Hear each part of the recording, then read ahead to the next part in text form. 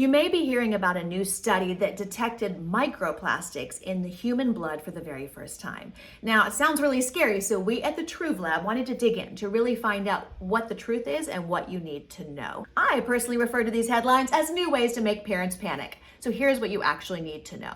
First, what are microplastics? Microplastics are teeny tiny pieces, less than 5 millimeters, that form during either the manufacturing of plastics or the breakdown of plastics. They have complicated names like polymethyl methyl acrylate, polypropylene, polystyrene, and they come from everything from shopping bags to other single-use plastic, plastic water bottles, food containers, textiles, and our clothing. Side note, you may have heard of other chemicals in the past like BPA and phthalates. Those are actually different, typically used for the lining of the plastics and not part of the plastics themselves. Microplastics form when the plastic breaks down, so they're different. Okay, so let's talk about this new study. The study looked at 22 people, and the entire point of the study was only to see if they could design a test to detect microplastics in the blood. Now, it's never been detected before. Only last year they detected it in human stool and placenta. And so this was the very first time. They did find it in the blood of 17 of the study subjects. Now, scientists have long hypothesized that since microplastics are so pervasive in our environment that it would end up in our system, but this is the first time we actually have proof of that. Now, again, I know this sounds scary. Keep in mind, this is a single data point in a very, very small study. We don't know what our levels were 30 or 50 years ago. We don't know what the levels are in people with cancer or other health problems compared to people who don't. Of course, we can say it's likely that our levels have been increasing because plastics have only been around in global large consumption in the last 100 years. And if you look at production of plastics was 1.3 million tons in the 1950s and as much as 360 million tons in 2018. So we have way more plastics around us everywhere now.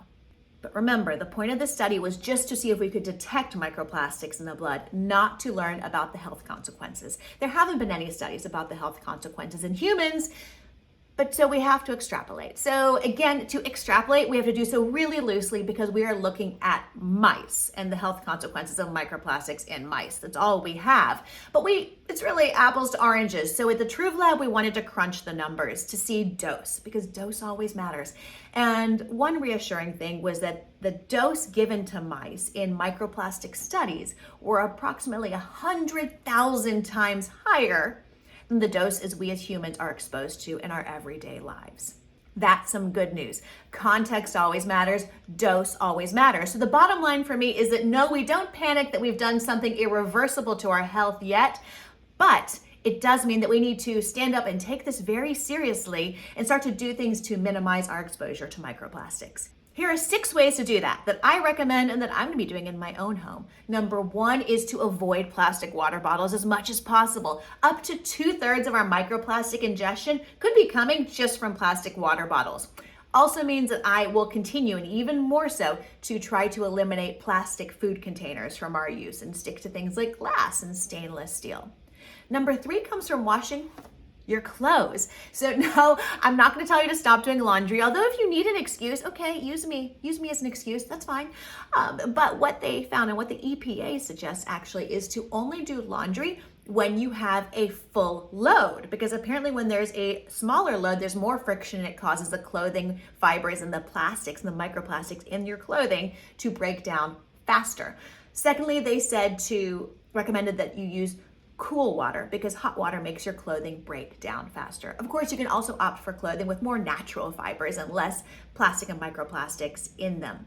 That could also help if you want to change up your wardrobe or start to shop for those things more. Now, on a larger scale, this also tells me that we need to become very cognizant about our environmental policies and what we're doing in our world because geography matters. If you look at China, for instance, if you look at the microplastic concentration in shellfish in China, they found that the shellfish microplastic concentration was 10 times higher that in Europe.